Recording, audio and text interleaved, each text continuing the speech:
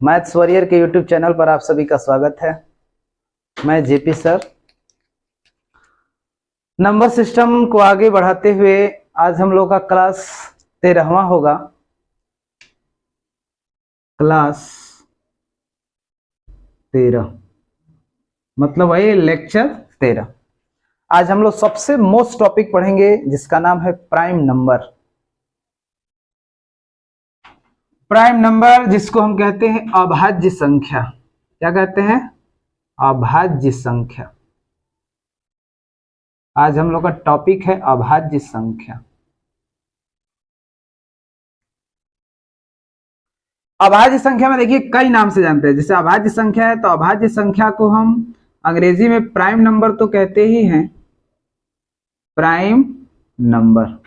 अभाज्य संख्या को अंग्रेजी में क्या कहते हैं? Prime number. और इसमें देखिए अभाज्य संख्या को क्या क्या बोला जाता है। कभी कभी ऐसा करेगा कि रूढ़ संख्या भी कह देगा। अभाज्य संख्या को ही क्या कहते हैं? रूढ़ संख्या भी कहते हैं।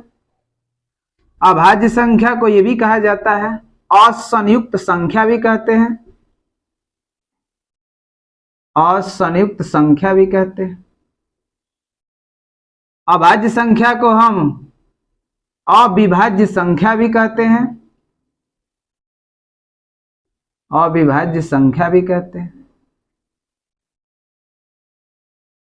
अभाज्य संख्या कहिए, चाहे रूढ़ कहिए, चाहे असंयुक्त कहिए, चाहे अविभाज्य कहिए, ये सब नाम क्या है? आपका एक ही है। सबकी अंग्रेजी क्या होती है? Prime number. ठीक है, तो आइए हम समझते हैं कि अभाज्य संख्या क्या है। देखिए जैसे मैंने एक लिखा तो एक का गुणनखंड क्या होगा? एक। अगर मैं दो लिखा तो दो का गुणनखंड क्या होगा? एक होगा और दो होगा। तीन मैंने लिखा तो तीन का गुणनखंड क्या होगा? एक होगा, तीन होगा। मैंने चार लिखा तो चार का गुणनखंड क्या होगा? एक होगा, दो होगा और चार होगा। ठीक है, मैंने पांच लिख दिया, पांच का गुणनखंड क्या होगा? एक और पांच होगा। छह का गुणनखंड क्या होगा? एक, दो, तीन और छह होगा। सात का गुणनखंड क्या होगा? एक होगा, सात होगा। आठ का गुणनखंड क्या होगा? एक होगा, दो होगा, चार होगा, आठ होगा। मैं अलग से आपको गुणनखंड पढ़ाऊंगा। फिलहाल में इतना समझिए कि एक केवल एक से कटेगा, दो जो है एक से कटेगा, दो से कटेगा, तीन जो है एक से कटेगा, तीन से कटेगा, चार जो है एक से कटेगा, दो से कटेगा, चार से कटेगा, पांच जो है एक से कटेगा, पांच से कटेगा, छह जो है एक से, दो से, तीन से, छह से। इसी को बोला जाता है फैक्टर। माने छह के फैक्टर है, सात का फैक्टर है, आठ का फैक्टर है, जिसको गुणनखंड बोलेंगे। हम अलग से गुणनखंड टॉपिक पढ़ेंगे, फिलहाल में समझिए यहाँ पे। अब यहाँ पे देखिए मैंने 9 लिख दिया तो 9 किससे किससे कटेगा? एक से कटेगा, तीन से कटेगा, 9 से कटेगा। 10 लिख दिया तो 10 किससे कटेगा? एक से, दो से, पांच से, 10 से। मैंने 11 लिख दिया, 11 किससे? एक से, 11 से। मैंने 12 लिख दिया, 1, 2, 3, 4, 6, 12। और भी निकाल सकते हैं। कितना निकालें समझने के लिए मैं ऐसा बता। अभाज्य संख्या, प्राइम नंबर, रूढ़ संख्या, संयुक्त संख्या, अभाज्य संख्या उसे कहते हैं जिसके केवल दो गुणनखंड संभव हो। कितने गुणनखंड? दो गुणनखंड। इसके दो ही गुणनखंड संभव है। दो गुणनखंड संभव हो, दो गुणनखंड संभव हो। कौन कौन? एक एक और एक स्वयं। यही दो गुणनखंड होना चाहिए। अभाज्य संख्या हम उसी को कहेंगे जिसके दो गुणनखंड संभव हो। वो गुणनखंड कौन कौन सा? एक एक होगा और एक स्वयं संख्या होगी। तो आइए ये जितने मैं गुणनखंड लिखा हूं उसमें देखना है कि एक किसका गुणनखंड है और स्वयं संख्या। तो ये बताओ, एक का केवल एक ही गुणनखंड है, दो गुणनखंड है ही नहीं है। इसका मतलब ये आपका होगा नहीं, ये अभाज्य संख्या नहीं हो। एक अभाज्य संख्या। अब बताओ, दो एक से कट जाएगा, दो से कट जाएगा, तो एक एक हो गया और एक स्वयं हो गया। इसका मतलब कि यह अभाज्य संख्या। मैंने 3 लिख दिया तो एक से कट जाएगा, तीन से कट जाएगा। एक से कट गया और स्वयं संख्या से भी कट गया, तो ये भी अभाज्य होगा कि नहीं होगा? होगा। 4 जो है देखिए, इसके तो 1 2 4, देखो 1 से कटा, 4 से कटा, लेकिन किसी अदर से भी कट गया, तो हमें वैसा नहीं चाहिए, हमें वही अभाज्य संख्या होगी जिसका गुणनखंड 2 हो, एक 1 हो और एक स्वयं संख्या हो और किसी से पूर्णतया विभाजित ना हो। तो ये होगा, ये नहीं होगा। इसके 2 गुणनखंड 1 और 5, ये होगा। इसके 1 और 6 है और उसके अलावा 2 3 है, तो ये नहीं होगा। इसके 2 गुणनखंड 1 और स्वयं संख्या, तो ये होगा, ये नहीं होगा। उसी तरह से देखिए 1 3 9 होगा, नहीं होगा। यहां पे देखिए 1 2 5, 1 है स्वयं है अदर भी है, नहीं होगा। यहां पे देखिए 1 है और 11 है, तो ये होगा। अब यहां पे भी ये नहीं होगा। तो कहने का मतलब है कि हमें अभाज्य संख्या कौन कौन है? 2 मिला, 3 मिला, 5 मिला, 7 मिला, 11 मिला। तो आप ही देख लीजिए कि अभाज्य संख्या की स्टार्टिंग कहां से हो रही है? 2 से। अभाज्य संख्या की स्टार्टिंग कहां से हो रही है? 2 से। 2 के बाद 3 आ रहा है, 4 नहीं होगा, 5 आ रहा है, 6 नहीं होगा, 7 आ रहा है, 8 नहीं होगा, 9 नहीं होगा, 10 नहीं होगा, 11 होगा, 12 नहीं होगा, फिर 13 होगा। तो 13 क्यों होगा? क्योंकि 13 का फैक्टर केवल 1 होगा और स्वयं संख्या होगा, अदर कुछ नहीं होगा, इसलिए 13। तो हमें वही नंबर ढूंढना है जो 1 से कट जाए और स्वयं से कट जाए, किसी अदर से नहीं कटना चाहिए। तो वैसी संख्याएं क्या कही जाती है? अभाज्य संख्या। उम्मीद है कि मैं जितनी बात बताया हूं आप जरूर समझे होंगे। तो अभाज्य संख्या एक बार मैं फिर बोल दे रहा हूं कि ऐसी संख्याएं जिसके केवल 2 गुणनखंड संभव हो, वो भी 2 गुणनखंड कौन कौन सा? 1 हो और स्वयं हो। ओके, आइए आगे समझते हैं।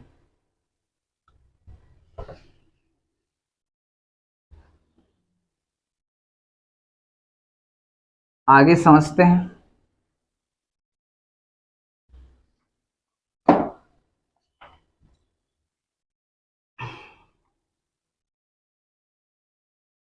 एक था तो एक ही गुणनखंड था, 2 1 2 3 1 3, 4 था 1 2 4, 5 था 1 5, 6 था 1 2 3 6 डैश डैश। समझने के लिए, ये अभाज्य नहीं है, ये अभाज्य होगा, ये होगा, ये नहीं है, ये होगा और ये नहीं। इसी तरह से छट लेंगे। अब इसमें बात आता है, ये बात मैं लिख दे रहा हूं कि ऐसी संख्याएं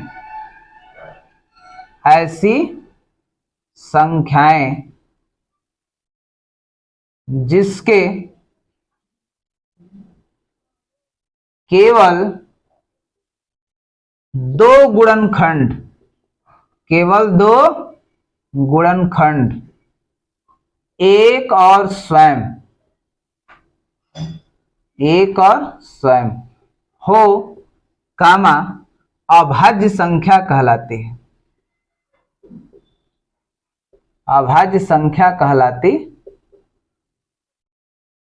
जिसके 2 ही गुणनखंड होंगे वही अभाज्य संख्या कही जाएगी। जैसे मैं लिख दे रहा हूं, जैसे एग्जाम्पल में 2 हो गया, 3 हो गया, 5 हो गया, 7 हो गया, 11 हो गया, 13 हो गया, 17 हो गया, 19 हो गया, टेस्ट टेस्ट।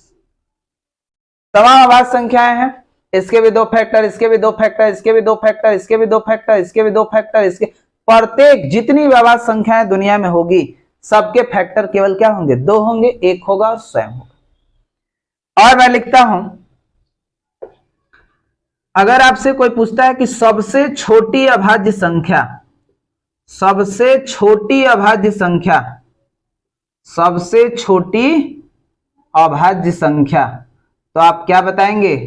2। सबसे छोटी अभाज्य संख्या कौन सी है? 2। देखिए अभाज्य संख्या की स्टार्टिंग 2 से हो रही है। सबसे छोटी अभाज्य संख्या क्या है? 2। एक बात मैं और लिख दे रहा हूं कि एक अभाज्य संख्या नहीं है, एक अभाज्य संख्या नहीं है, एक अभाज्य संख्या नहीं है। एक जो है आपकी अभाज्य संख्या नहीं है, सबसे छोटी अभाज्य संख्या क्या? 2। उसके बाद सबसे छोटी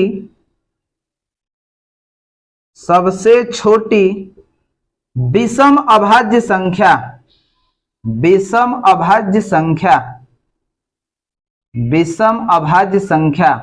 तो ये आपका 3 है। सबसे छोटी विषम अभाज्य संख्या क्या होगी? 3 होगी। अब ये पूछ दे कि सम अभाज्य संख्याओं की संख्या, सम अभाज्य संख्याओं की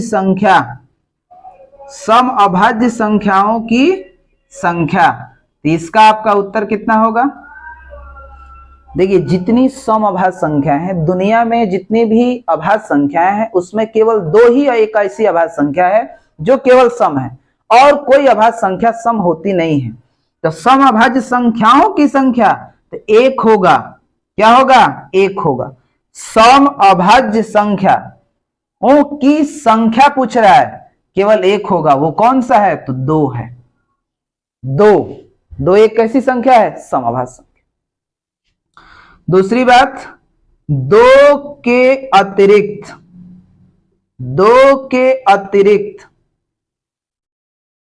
सभी अभाज्य संख्याएं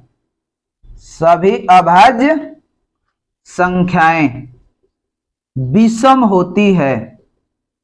सभी अभाज्य संख्याएं विषम होती, 2 के अतिरिक्त सभी अभाज्य संख्याएं क्या होती है? विषम होती। मतलब 2 ही केवल एक ऐसी अभाज्य संख्या है जो केवल क्या है? सम है। तो उम्मीद है कि ये भी बात आप समझ रहे होंगे कि सबसे छोटी अभाज्य संख्या क्या है? 2 एक अभाज्य संख्या नहीं है। सबसे छोटी विषम अभाज्य संख्या 3। सम अभाज्य संख्याओं की संख्या केवल 1 है। वो कौन सी संख्या है? तो 2 है। 2 के अतिरिक्त सभी अभाज्य संख्याएं क्या होती है? विषम होती है। मैं इसको डिलीट करता हूं और कुछ आगे बात बताता हूं।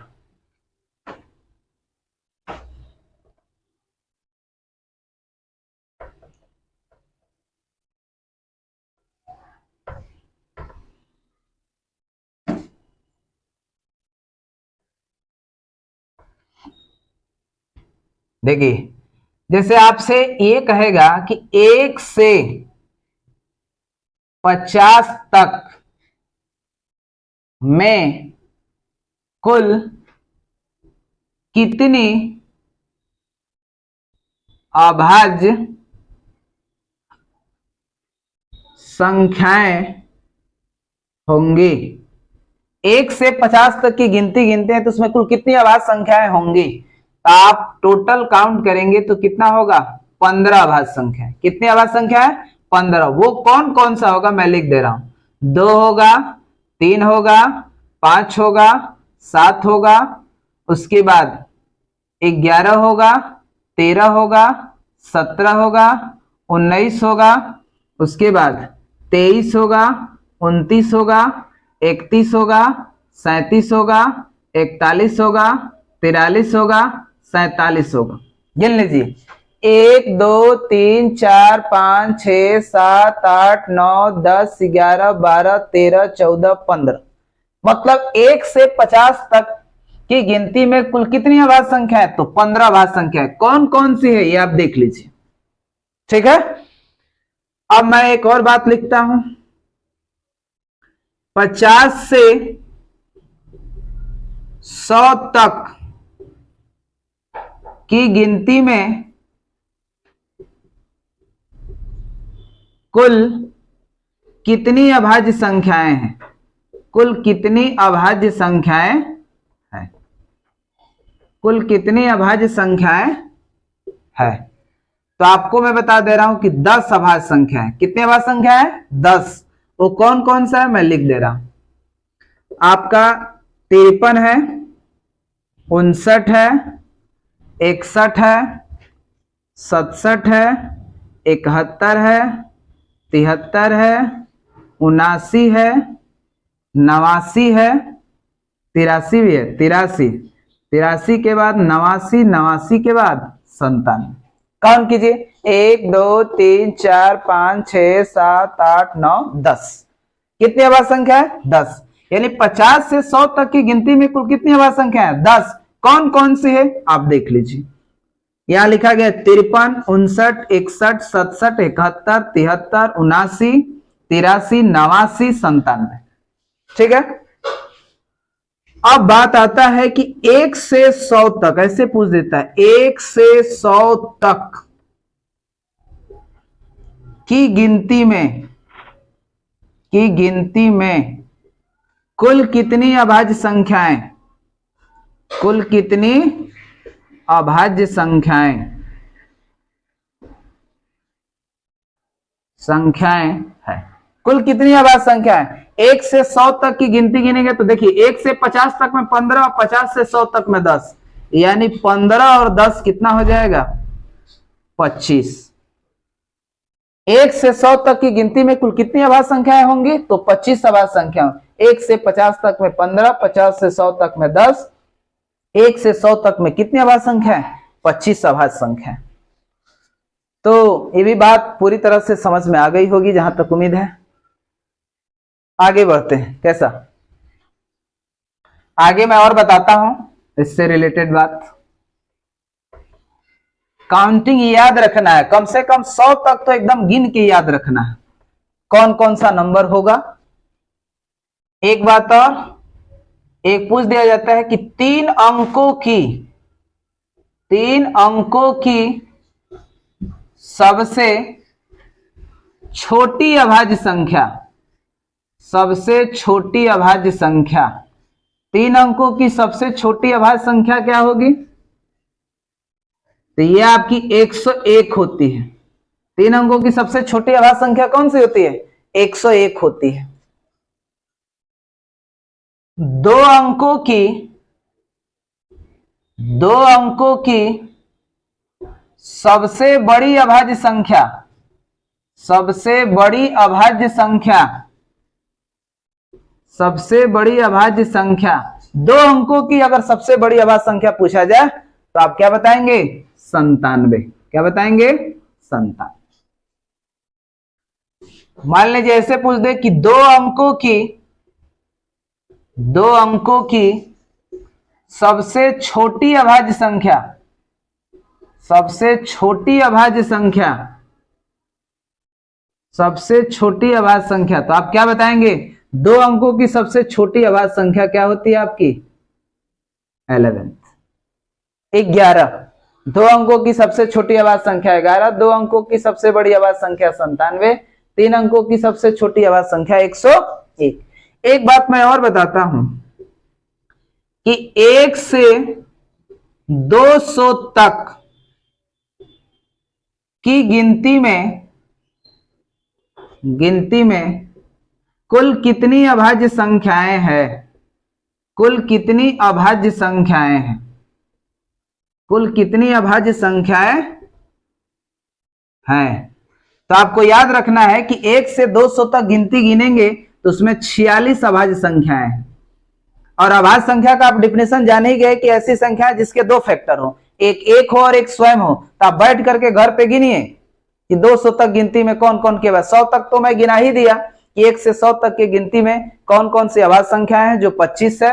अब बाकी को आप गिनिए घर पे। कैसा, तो 1 से 100 तक में कितनी अभाज्य संख्या है 25 था। 1 से 200 तक में कितनी अभाज्य संख्या है 46, यानी 100 से, यानी कह सकते हो कि 100 से 200 तक में कुल अभाज्य संख्या, कुल अभाज्य संख्याएं, कुल अभाज्य संख्याएं बोलो कितना होगा टोटल 46। 46 में से कितना घटा देना है 25। बोले कितना होगा 6 में से 5 जाएगा 1 और यहाँ पे 4 में से 2 जाएगा 21। इसका मतलब ये हो गया कि 100 से 200 तक की गिनती में कुल कितनी अभाज्य संख्या 21 और 1 से लेकर के 200 तक में कुल कितना। केवल नंबर पूछता है, आपको काउंट करने के लिए नहीं पूछेगा जहां तक उम्मीद है। ठीक है। अब मान लीजिए 1 से 1000 तक की गिनती में कुल कितनी अभाज्य संख्याएं, कुल कितनी अभाज्य संख्याएं हैं। केवल नंबर काउंट करके याद रखना है 168 होता है। कितना होता है 1 से 1000 तक की गिनती में कुल कितनी अभाज्य संख्या है? तो 168। 100 से 200 तक में कुल कितनी? 21। 1 से 200 तक में कुल कितनी? 46। 1 से 50 तक में कुल कितना? 15। 50 से 100 तक में कुल कितना? 10। 1 से 100 तक में कुल कितनी अभाज्य संख्या है? तो आपके कितना? 25। सब मैंने काउंट करा दिया। उम्मीद है कि जितनी बात मैंने बताया आप समझ रहे होंगे। तो कृपया इसको नोट कीजिए और नीचे कमेंट करके जरूर बताइएगा कि वीडियो कैसा लगा। आज के लिए इतना ही। Thank you.